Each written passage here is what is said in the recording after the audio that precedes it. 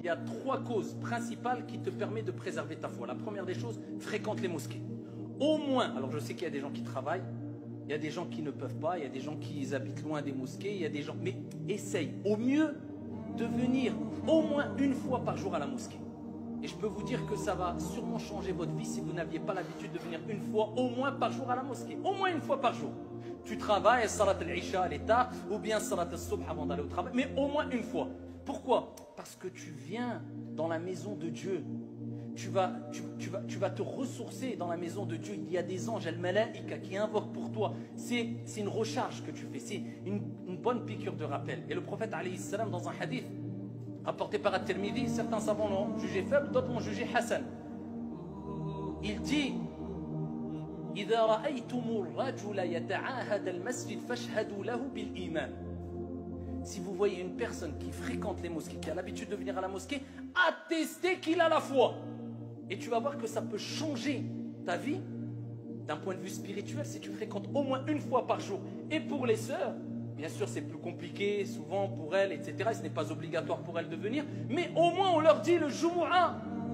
Au moins que les sœurs viennent au moins au Jumu'ah, participer à la Jumu'ah, cette prière qui est pleine de barakat, de bénédictions, afin d'écouter un rappel. Si Allah a voulu qu'on ait un rappel par semaine, c'est qu'il sait que l'être humain a besoin d'au moins ça. Au moins un petit rappel, une piqûre de rappel dans la semaine. Parce que toute la semaine, on est noyé dans la recherche de l'argent, les projets, ce qui est noble. Les projets, construire, les responsabilités familiales, etc. etc.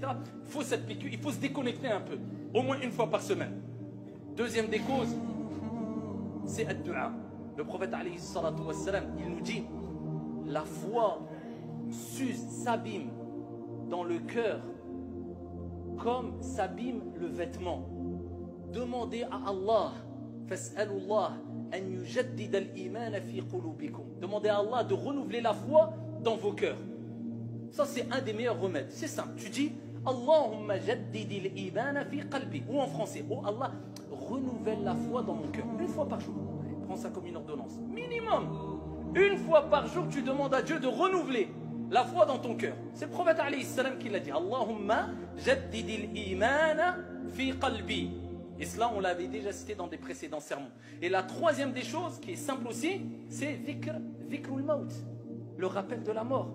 Parce que dunya qasiratun mahma talat. Même si tu vis 100 ans, 120 ans, wallahi, la vie, elle reste courte. Même si tu vis 140 ans, ça reste court.